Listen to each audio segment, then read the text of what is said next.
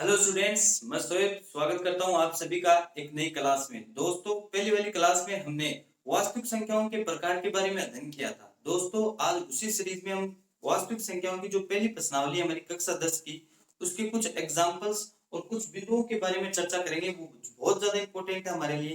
ठीक है दोस्तों,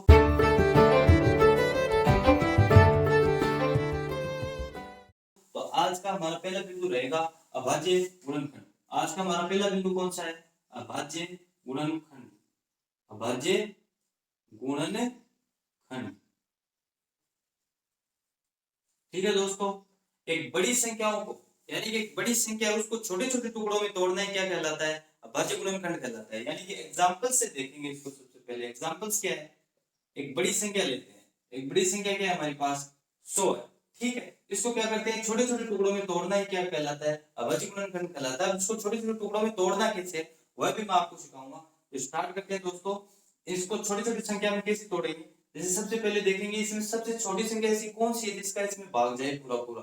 सबसे छोटी संख्या है 2, और 2 का भाग 100 में क्या जाता है?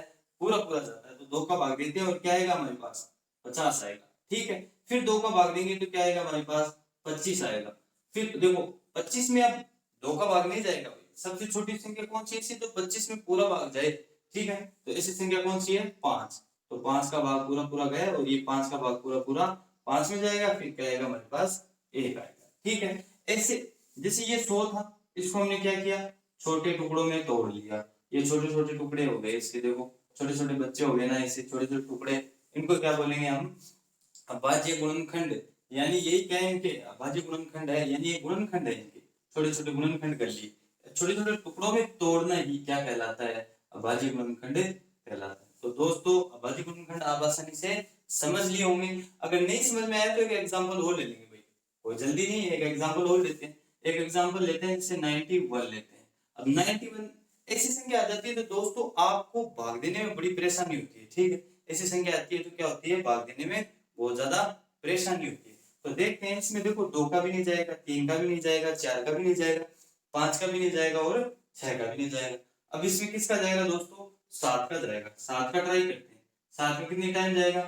13 टाइम। ठीक है, कितनी टाइम जाएगा? 13 टाइम।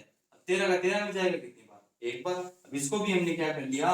छोटे छोटे टुकड़ों में तोड़ लिया। और एक छोटे छोटे टुकड़ों में तोड़ना है क्या कहलाता है? अभाज्य गुणनखंड कहलाता है। तो दोस्तों, अभाज्य गुणनखंड आपको आसानी से समझ में आ गया होगा।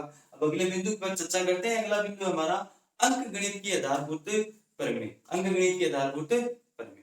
ठीक है दोस्तों, अगले बिंदु के बारे में हम चर्चा करते हैं। अगला बिंदु है हमारा अंक गणित की आधारभूत प्रमेय। ठीक है, अगला बिंदु आएगा हमारा अंक गणित की आधारभूत प्रमेय। अंक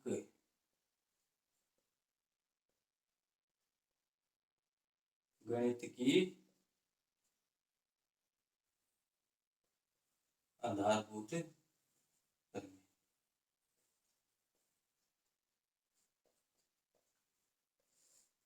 दोस्तों, सबसे हार्ड टॉपिक है ये इस प्रश्नावली का, अंक गुणित की आधारभूत प्रमेय। यानी अगर आपको ये समझ में नहीं आया ना, ये समझ लो आपको पूरी प्रश्नावली समझ में नहीं आई। ठीक है, ये बहुत ज्यादा हार्ड है। देखना है इसको कितना आसान बनाते हैं। अंक गणित की आधारभूत प्रमेय। देखो मान लो दोस्तों, एक एग्जांपल देखते हैं। आप बस देखो, अभी आपको कुछ समझ में नहीं आएगा, आप बस देखो एक बार। ठीक है, क्या है? 100 है। फिर से हमने क्या लिया? 100 लिया। मान लो 100 नहीं लेते हैं, इस बार हम क्या लेते हैं? 500 लेते हैं। बड़ा बड़ी संख्या लेते हैं। छोटी छोटी संख्या कितनी बार लेंगे? बड़ी संख्या लेते हैं 500। इसको हम क्या करेंगे? अभाज्य गुणनखंड कर लेते हैं। अभाज्य गुणनखंड किए थे ना हमने पहले, वैसे इसके क्या कर लेते हैं? अभाज्य गुणनखंड कर लेते हैं। देखो 2 का भाग जाएगा इसमें कितनी टाइम? 250 बार जाएगा या नहीं जाएगा? जाएगा। ठीक है, फिर 2 का देंगे कितनी बार जाएगा? अरे भाई 2 का भाग दे लो कितनी बार जाएगा? देखो 200 का आधा कितना हो गया? 100। ठीक है, 50 का आधा कितना हो गया? 25। ठीक है, अब 125 में जाएगा क्या 2 का? नहीं जाएगा, क्योंकि लास्ट में 5 आ जाता है। तो दोस्तों लगभग चांस में किसका जाएगा? 5 का जाएगा या 3 का जाएगा? देखो 3 का भी नहीं जाता इसमें। किसका जाएगा? 5 का जाएगा। देखो 5 का देते हैं। 25 पंजे 125, तो कितनी बार जाएगा? 25 बार। ठीक है, फिर 5 5 का जाएगा। अभी 5 का जाएगा तो कितनी बार? 5 बार। फिर 5 बार, फिर 1। ठीक, ये कर लिया हम। अब हमने 500 को कैसे लिखेंगे अभाज्य गुणनखंड में? 2 × 2 5 × 5 5, ठीक है 3 बार 5 है, 2 × 2 5 × 5 × 5। यहाँ तक तो क्या था ये अभाज्य गुणनखंड था, तो पीछे देखा। अब बोलोगे सर आपने नया क्या बताया, तो पीछे बता दिया वही अब बता रहे हो, अभाज्य गुणनखंड ये है। तो अब देखो दोस्तों, इस अभाज्य गुणनखंड को हम ऐसे लिख रहे थे, अब इसको दूसरे टाइप से लिखेंगे ना तो वही क्या हो जाएगी, अंकगणित के आधारभूत प्रमेय हो जाएगी। अब देखो इसको दूसरे टाइप से कैसे लिखेंगे, दूसरे टाइप से इसको लिखते हैं, दूसरे टाइप से इसको लिखते हैं। एक बार इसको रख लेते हैं, ये हमारे क्या आएगा, काम आएगा। चलो बेटा देते हैं, कर लेंगे हम अपने हिसाब से। क्या लिया था हमने, 500 लिया था, ये 500, ठीक है, ये 500 ले लिया। अब 500 में किसका भाग दिया हमने, 2 का। 2 का भाग देने पर हमारे पास क्या आया, 250, यानी 250, 250 आया। फिर 250 में हमने किसका भाग दिया, 2 का। क्या आया हमारे पास, 125। क्या आया हमारे पास, 125। 125 में हमने किसका भाग दिया, 5 का। क्या आया हमारे पास, 25। क्या आया, 25, ठीक है 25 आया। फिर 5 का फिर वापस से दिया तो कितना आया हमारे पास, 5 आया। क्या आया, 5 आया। फिर 5 का 5 में कितने टाइम गया, 1 टाइम गया, ठीक है। अब देखो उन अभाज्य गुणनखंड किया था हमने पहले, तो हमने उसको भाई ऐसे लिख दिया, फिर ऐसे लाइन में लिख दिया। लेकिन अब क्या पढ़ रहे हैं हम, अंकगणित की आधारभूत प्रमेय। अंकगणित की आधारभूत प्रमेय यही है, ठीक। यानी अभाज्य गुणनखंड को ऐसे लिखना, एक वृक्ष के रूप में लिखना है, क्या कहलाता है, अंकगणित की आधारभूत प्रमेय। और इसको क्या बोला जाता है, इस पूरे पैटर्न को बोला जाता है गुणनखंड वृक्ष, गुणनखंड वृक्ष। तो दोस्तों अंकगणित के आधारभूत प्रमेय आपको अच्छी तरीके से शायद समझ में आ गई होगी, ठीक है। अच्छी तरीके से अगर नहीं समझ में आई है तो वीडियो को पीछे कर लें और वापस देख लें, आपको अच्छी तरीके से समझ में आ जाएगी। अब अगले बिंदु पर चर्चा करते हैं। अगला बिंदु है हमारा एचसीएफ। अगला बिंदु कौन सा है, एचसीएफ। एचसीएफ भी आपको आसानी से समझा दूंगा, ठीक है। आप बस देखते रहिए, समझ में सब कुछ आएगा, फोकस करिए। और वीडियो अच्छी लग रही है तो बीच बीच में लाइक भी करते हैं थोड़ा थोड़ा, ठीक है। एचसीएफ की बात करते हैं, 3 नंबर की बात है एचसीएफ, ठीक है। एचसीएफ, एचसीएफ को हिंदी में कहा जाता है महत्तम समावर्ती। अरे भाई हिंदी को छोड़ो, इंग्लिश में डायरेक्टली याद रखो एचसीएफ। हिंदी वाले नाम बहुत ज्यादा क्लिष्ट है, ठीक है। इसका नाम रखेंगे एचसीएफ। एचसीएफ क्या होता है, मान लो दो संख्या है, कौन सी, एक तो 26 और एक है हमारी 20, एक क्या है 20। इनका क्या करते हैं हम, अभाज्य गुणनखंड करते हैं। क्या करते हैं, अभाज्य गुणनखंड। वो कर रहे थे पहले, वही करेंगे अभी। ये देखो 13 है, 13 में 13, फिर क्या है, ठीक। इसका करते हैं 2 10 2 5 5। अभाज्य गुणनखंड क्या है दोस्तों हमारे पास, इनके 26 के 26 क्या है, 2 × 13, ठीक है। और 20 के क्या है, 2 × 2 × 5। अब एचसीएफ क्या होता है, एचसीएफ की बात करते हैं। एचसीएफ क्या होता है, एचसीएफ होता है दोस्तों जो दो बड़ी संख्याओं में, यानी दो संख्याओं में जो कॉमन चीज होती है वही एचसीएफ होती है, ठीक है। दो संख्याओं के अंदर जो भी कॉमन चीज है वो क्या है, एचसीएफ है। यानी ये दो संख्या थी, ठीक है। अब दो संख्याओं के अभाज्य गुणनखंड किए, 2 × 13, 2 × 2 × 5। अब इन दोनों में कॉमन संख्या कौन सी है, कॉमन संख्या है हमारी 2।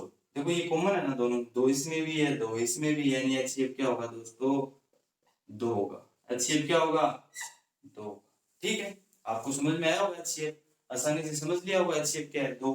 अब देखो अगला एग्जांपल एक और लेते हैं, थोड़ा क्लिष्ट एग्जांपल लेते हैं, हार्ड, यानी आपको अच्छी तरीके से समझ में आ जाए।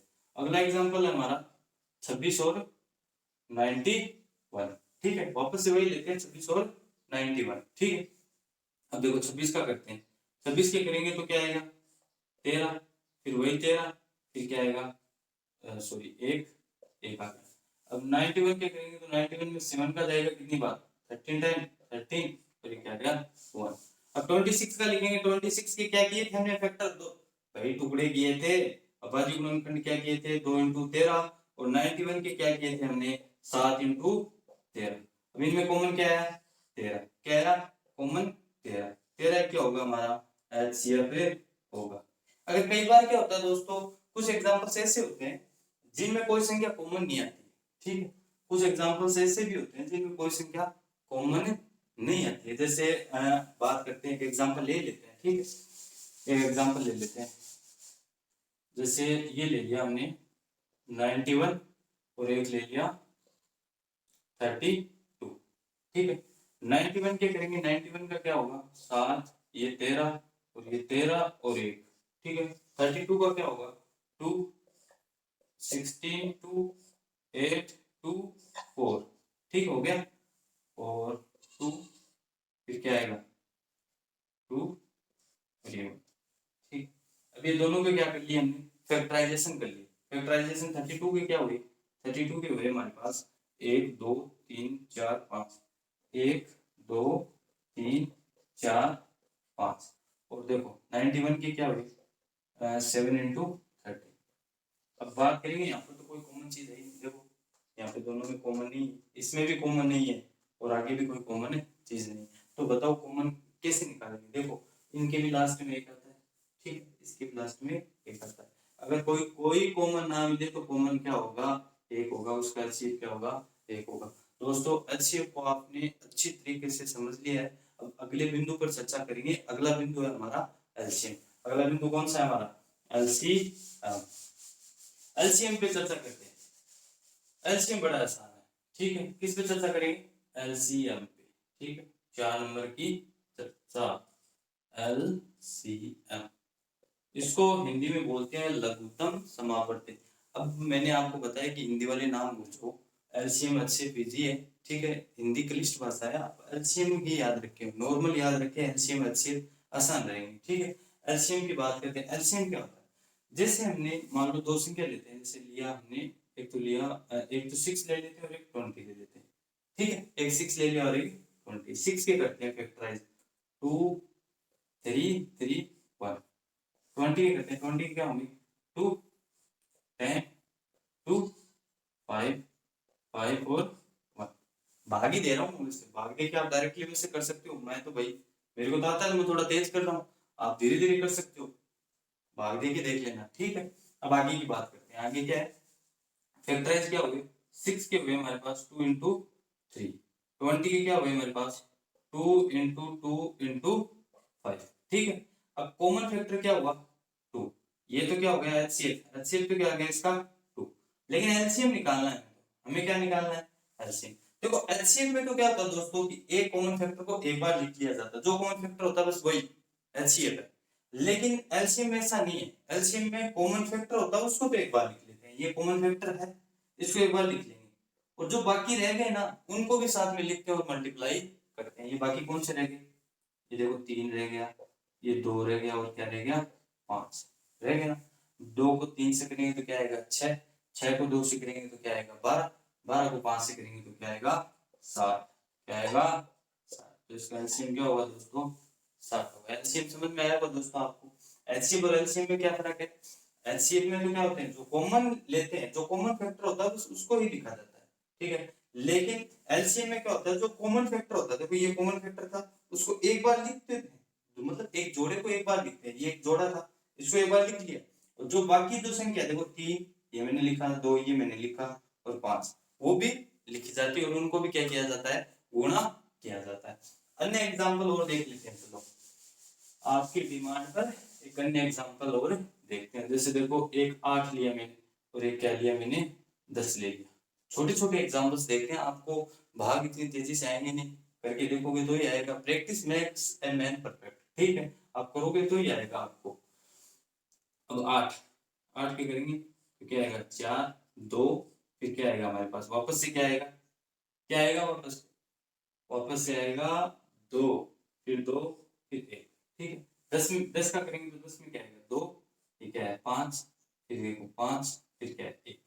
8 की क्या किया हमने फैक्टराइजेशन 2 × 2 × 2, और 10 की क्या किया हमने 2 × 5, ठीक है। अब देखो कॉमन क्या है फिर से 2, तो एलसीएम तो दोस्तों आपको पता चल गया होगा क्या हो गया 2, लेकिन एलसीएम क्या होगा, एलसीएम जो कॉमन है उसको एक बार लिखेंगे, ये लिख दिया, फिर ये 2 बच गए, तो ये 2 × 2 और 5, तो 2 को 2 से गुणा करेंगे क्या आएगा 4, 4 को 2 से करेंगे 8, 8 को 5 से करेंगे 40। एलसीएम क्या आएगा दोस्तों इसका 40, ठीक है। समझ में आया होगा आपको, आसानी से समझ लिया सब कुछ। पहले हमने भाज्य गुणनखंड की बात की थी, यानी टुकड़ों में तोड़ना, अभाज्य गुणनखंड। अंकगणित की आधारभूत प्रमेय क्या थी? एक वृक्ष के रूप में लिखना है, बड़ी संख्या को एक वृक्ष के रूप में, यानी छोटे छोटे उसके पत्ती जैसे टहनी, उसके फूल फल सब कुछ ऐसे छोटे छोटे टुकड़ों में लिखना, वो क्या था? अंकगणित के आधारभूत प्रमेय थी। एचसीएफ जो कॉमन फैक्टर होता है एचसीएफ होता है, दो संख्याओं का कॉमन फैक्टर एचसीएफ होता है, सिंपल। ठीक है, एलसीएम क्या होता है? कॉमन फैक्टर को एक बार लिखेंगे, दो संख्याओं का कॉमन फैक्टर एक बार लिखा जाता है, जो बच गया उनको भी क्या करेंगे? मल्टीप्लाई करेंगे, वही क्या है? एलसीएम।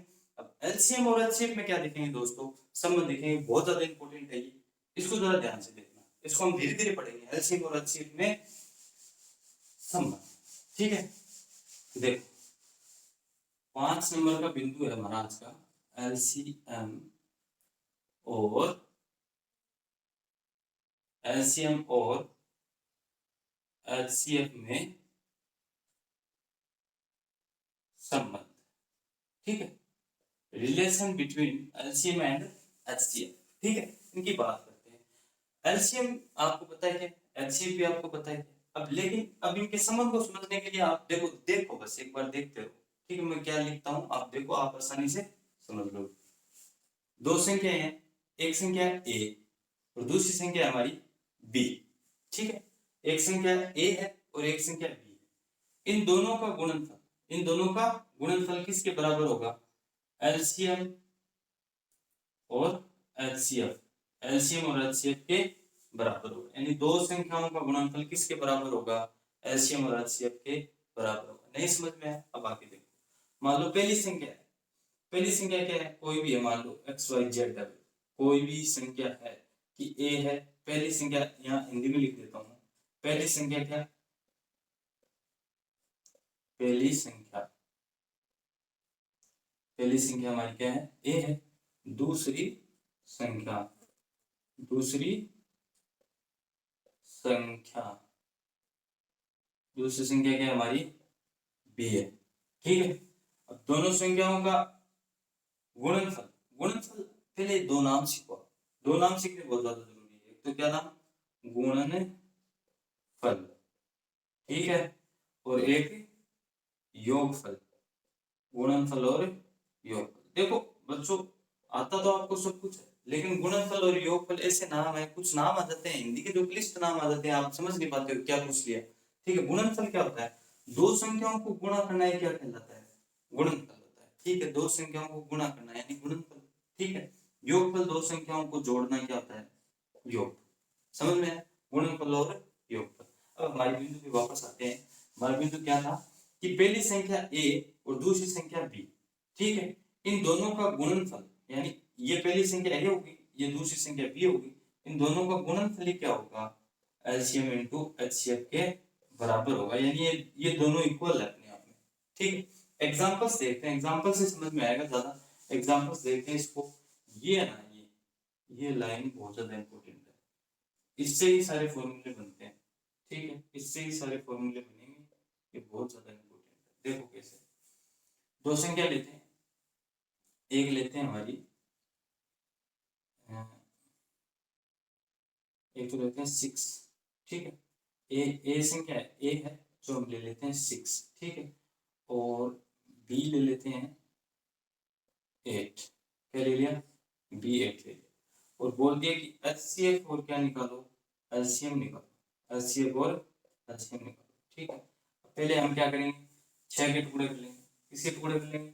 6 के टुकड़े कर लेंगे, ये 6 लिख दिया, इसके टुकड़े करते हैं, यानी अभाज्य गुणनखंड करते हैं। अभाज्य गुणनखंड क्या होंगे इसके?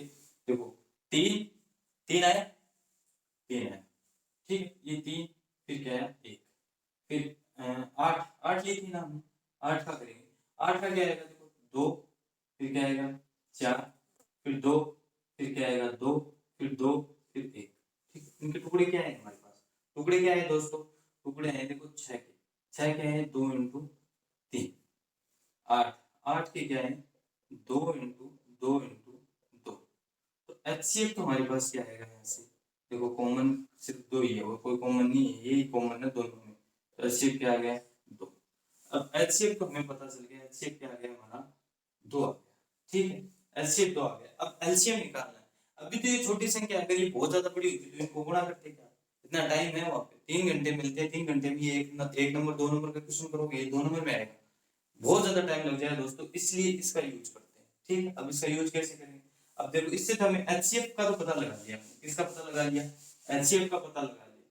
ठीक है, अब दो संख्याएं कौन सी थी? ए थी हमारी 6, बी क्या थी हमारी 8, और ये एलसीएम, एलसीएम क्या है हमारा 2, एलसीएम 2 है। 2 को क्या करते हैं? भाग देते हैं। देखो, जो गुणा में होती है वो कहाँ जाएगी? जो गुणा में होती है वो कहाँ जाएगी दोस्तों? भाग में जाएगी। ठीक, ये गुणा में है तो ये कहाँ जाएगी? भाग में जाएगी ना। भाग में जाएगी तो देखते हैं, इनको भाग में भेजते हैं। देखो, ये भाग में जाएगी तो ये भाग में गई 2, और ये क्या आ गया? एलसीएम। ये देखो, 2 से क्या कट जाएगा? 6, 3 है 8 या 24, तो एलसीएम क्या होगा? 24 होगा। बड़ा आसान, समझ में आया कुछ? अब समझ में आया होगा शायद, थोड़ा थोड़ा समझ में आने लग गया है ना। यानी इससे हम क्या कर सकते हैं भाई? कोई सा भी कुछ भी निकाल सकते हैं। जैसे क्या? जैसे जैसे मान लो ए का मान दिया हुआ है, ए का मान दिया हुआ है, तो हम क्या कर सकते हैं? बी का मान निकाल सकते हैं। कैसे? बी एलसीएम इंटू एचसीएफ, और जो गुणा में है जिसका मान दिया है उसको कहाँ भेज देंगे? भाग में। कहाँ भेज देंगे? भाग में भेज देंगे। भाग में क्या जाएगा? ए, तो ये बी का मान निकल जाएगा। ये बी का फॉर्मूला हुआ। ठीक है, अब इसी तरीके से हम क्या कर लेंगे? मान लो हमें बी का मान दिया हुआ, ए का नहीं दिया, ए का निकालना, तो ए का भी निकाल सकते हैं एलसीएम इंटू एचसीएफ करके। ठीक है, और ये डिवाइड में कौन चला जाएगा? बी, किसका मान आ जाएगा दोस्तों? बी का। अब इसी तरीके से हम एलसीएम एचसीएफ भी निकाल सकते हैं। मान लो ए और बी दोनों का दिया हुआ है, ठीक है, और किसका दिया हुआ है? एचसीएफ का दिया हुआ, तो एचसीएफ कहाँ जाएगा? भाग में, और एलसीएम क्या निकाल लेंगे? एलसीएम में निकाल लेंगे। ठीक है, एलसीएम इजी से निकाल लेंगे यहाँ से। भाई देखो, इसका मान दिया हुआ है, एचसीएफ का दिया हुआ, तो यही भाग में जाएगा ना। इन दोनों का भी मान दिया हुआ है, यही तो जाएगा भाग में। ठीक है, आगे बात करते हैं। आगे बात क्या करेंगे? यदि हमें मान लो किसका मान दिया हो? मान दिया हो हमें एलसीएम का दिया हो, तो एलसीएम भाग में चला जाएगा, जिसका मान दिया हो वही भाग में जाएगा। ठीक है, और बाकी ये क्या आ जाएगा यहाँ पे? एलसीएम। तो देखो दोस्तों, ये कितने फॉर्मूले बनते हैं इससे?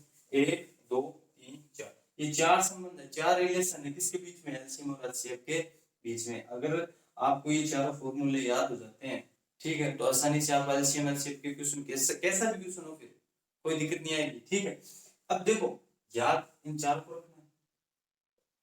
ये 4 हो गए, 1 2 3 4। ठीक, या तो ये चारों याद रखो, या ये ओनली एक याद रखो। ये आप पे डिपेंड करता है कि आप 4 याद रखोगे या एक याद रखोगे। बस आपको इतना पता होना चाहिए कि भाई जो गुणा में है वो भाग में जाता है, जो भाग में होता है वो गुणा में जाता है। ठीक है, जिसका मान दिया होगा उसको भाग में भेजना है, ये आपको पता होना चाहिए। इंप्लीमेंट करना आना चाहिए दोस्तों आपको। यहाँ तो मैं इंप्लीमेंट कर दूंगा, वहां आपको इंप्लीमेंट करना होगा। ये किससे होगा? प्रैक्टिस से। बार बार प्रैक्टिस करते रहोगे, आसानी से, बहुत इजी है मैथ। ठीक है दोस्तों, आगे की बात करते हैं। आगे हमारे अब आते हैं एग्जाम्पल्स। एग्जाम्पल नंबर 2, ठीक है, एक आता है एग्जाम्पल नंबर 3 और एग्जाम्पल नंबर 4। तो दोस्तों एग्जाम्पल नंबर 2 3 और 4 को हम ध्यान से देखेंगे, बहुत ज्यादा इंपॉर्टेंट है, तीनों इंपॉर्टेंट एग्जाम्पल है, इनको ध्यान से देखते हैं।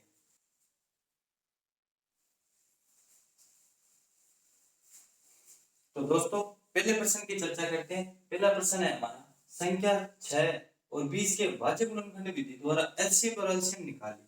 देखो एग्जाम्पल नंबर 2 का आंसर देखते हैं हम। एग्जाम्पल नंबर 2 का आंसर क्या है? संख्या दी है 6 और 20 के भाज्य गुणनखंड विधि द्वारा एलसीएम और एलसीएम निकालिए। तो देखो 6, एक लिया 6 और एक लिया 20, 6 के करते हैं टुकड़े 2, ये 3 3 और 1, 20 के करते हैं 2, फिर क्या आएगा हमारा 10, फिर 2, फिर 5, फिर 5, फिर क्या आएगा 1। 6 के क्या बने 200 टुकड़े, 2 इंटू 3, और 20 के क्या बने 2 इंटू 2 इंटू 5। कॉमन क्या है दोस्तों इनमें? 2। एलसीएम क्या होगा इनका? 2। ठीक है, एचसीएफ एलसीएम ही तो निकालना है हमें, तो इनका 2 होगा। अब बात करेंगे इनकी एलसीएम की। एलसीएम क्या होगा? देखो जो कॉमन फैक्टर है उसको तो एक बार लिख लिया, ये लिख लिया भाई कॉमन फैक्टर। फिर एक तो ये 3 भी आएगा, फिर ये 2 भी आएगा, और 5 भी आएगा। देखो 2 को 3 से करेंगे 6, 6 को 2 से करेंगे 12, 12 को 5 से करेंगे एलसीएम कितना आ जाएगा? 7। ठीक है दोस्तों, पहला क्वेश्चन हमारा हो गया। पहले क्वेश्चन में ये पूछा गया है कि 6 और 20 के भाज्य गुणनखंड विधि, पहले तो भाज्य गुणनखंड कर लिए, ठीक है, फिर विधि लगा ली और एलसीएम और एलसीएम बताने थे। तो एचसीएफ क्या होगा, जो कॉमन है वो एलसीएफ, सॉरी जो कॉमन है वो क्या है एचसीएफ है, और जो क्या है एलसीएम क्या है, जो कॉमन के अलावा, ये कॉमन फैक्टर एक बार लिखा जाएगा, कॉमन के अलावा जो अन्य फैक्टर है उनको भी क्या करने होंगे, मल्टीप्लाई करना होगा। मल्टीप्लाई करने के बाद में क्या पता चलेगा कि ये सारे 2 को 3 से करने पर 6 आया, और 6 को 2 से करने पर कितना आएगा 12 आएगा, और 12 को 5 से करने पे 60, यानी इसका एलसीएम क्या होगा 60 और इसका एचसीएफ क्या होगा 2 का। अब अगले प्रश्न की चर्चा करते हैं। अगला क्वेश्चन है एग्जांपल नंबर 3। एग्जांपल नंबर 3 देखते हैं। एग्जांपल नंबर बहुत ज्यादा इंपॉर्टेंट है, ठीक है। एग्जांपल नंबर 3 बहुत ज्यादा इंपॉर्टेंट है। एग्जांपल नंबर 3 आंसर देखते हैं इसका क्या है। एग्जांपल नंबर 3, एग्जांपल नंबर क्या बोल रहा है दोस्तों, अभाज्य गुणनखंड विधि द्वारा, ठीक है, यानी हमें सबसे पहले तो क्या करना है, गुणनखंड तो करनी ही करनी है। चलो 96 और 404 के पहले क्या कर लेते हैं हम, गुणनखंड कर लेते हैं, फिर बाद में देखेंगे, ठीक है। ये दोनों के क्या कर लेते हैं हम, गुणनखंड कर लेते हैं। देखो 2 का दिया कितना है, 2 का देने पे आएगा देखो 2 चौक 8, 2 चौक 8, 16 बच गई, तो 2 8 16 48, फिर 2 का देंगे कितना आएगा 24, फिर 2 का देंगे कितना आएगा 12, फिर 2 का देंगे कितना आएगा 6, फिर 2 का देंगे कितना आएगा 3, ठीक है, 3 का 3 में, और ये 1। इसके गुणनखंड क्या है हमारे पास 96 के 1 2 3 4 5, 5 2 इंटू 2 इंटू 2 इंटू 2 3 4 और 1 5, 3 और 2 5 और 1 6, ये 3 आ गए, ठीक है। 404 पे करते हैं। 404 के क्या होंगे, 2 का देंगे क्या आएगा 202, फिर 2 का देंगे क्या आएगा 101, 101 का तो 101 में जाएगा, क्या आएगा 404 के टुकड़े क्या होंगे 2 इंटू 2 इंटू 101, ठीक है। कॉमन की बात करते हैं, कॉमन क्या होगा, देखो 2 फिर आया 2, ये दोनों कॉमन है, ये दोनों कॉमन आए, यानी कि यहाँ से कॉमन आया 2, एलसीएम बताएंगे। देखो एलसीएम तो कॉमन फैक्टर होता है, ये 2 और ये मल्टीप्लाई 1 2, यानी एलसीएम क्या होगा दोस्तों 4, एलसीएम 4 होगा। अब एलसीएम की बात करते हैं इसकी एलसीएम, इसका एलसीएम कैसे निकालेंगे। अगर आप इसका एलसीएम 2 तरीके से निकाल सकते हो, या तो ये जो फैक्टर आ गए 2 2 वापस इनको सबको क्या करें गुणा करने पर जो आएगा वही क्या होगा इनका एलसीएम होगा। इसके अलावा एक दूसरा सबसे आसान तरीका है जो एग्जाम में आपका टाइमिंग बचा सकता है। दूसरा तरीका दोस्तों ये है एलसीएम।